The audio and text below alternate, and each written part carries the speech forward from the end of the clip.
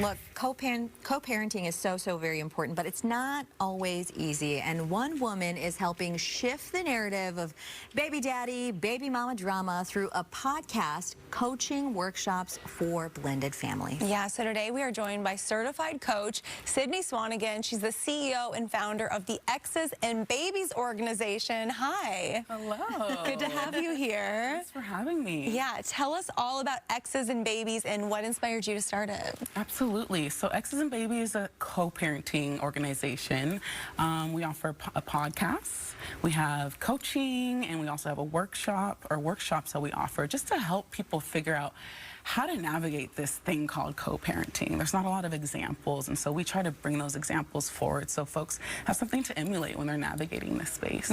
So not only are you an expert in this space, you're an experienced coach, but you also have real life experience in the subject matter. So tell us a little bit about yourself and your background and how you use that to help other people. Right, absolutely. So me and my ex, we got separated in our 20s, and a lot of folks noticed that we were doing a good job.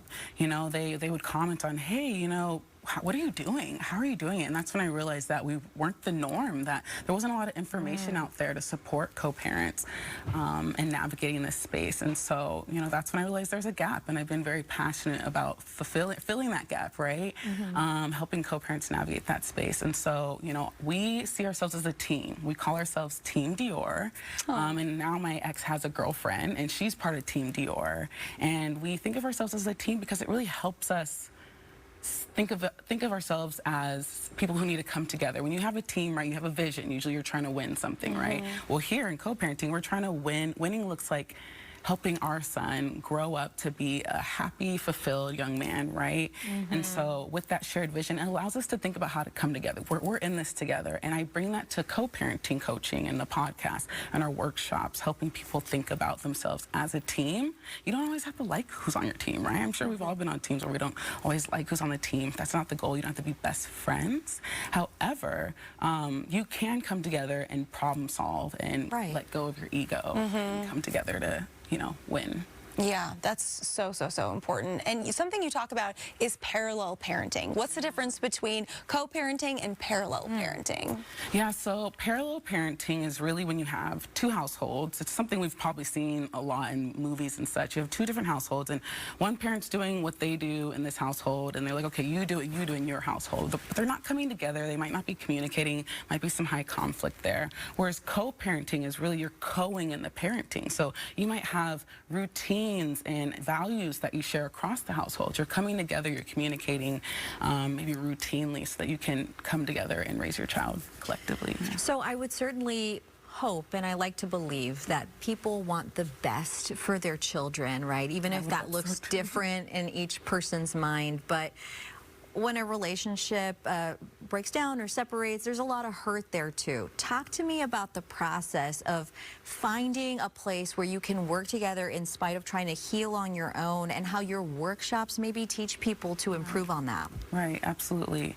It is challenging. There's a lot of grief and shame. You're not celebrated for getting a divorce. You don't get a big event for that, right? And it makes it challenging. And you know, one of the things we encourage people to have is co-parenting principles, things that you can live by to help guide you. You're not always going to get it right. Like you said, there's a lot of emotion that's happening for you.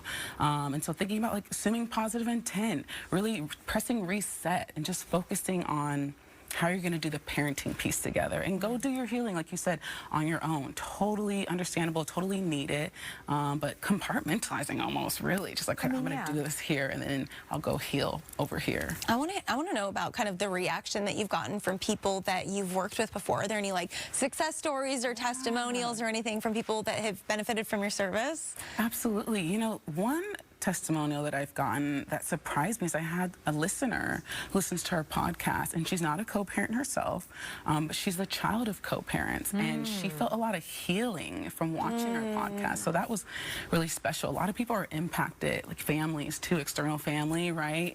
When you're watching your family have this negative co-parenting experience. So external family have really been benefited from the content. But I'll tell you about one family.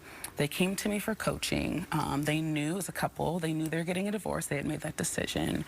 And they came to me because they wanted to get ahead and get ahead of the situation and try to figure out how they could co-parent together. And so by the end of our sessions, you know, I saw more confidence. They went into this new phase of their life knowing, okay, we're going to live by these principles, and we're going to try to do this together.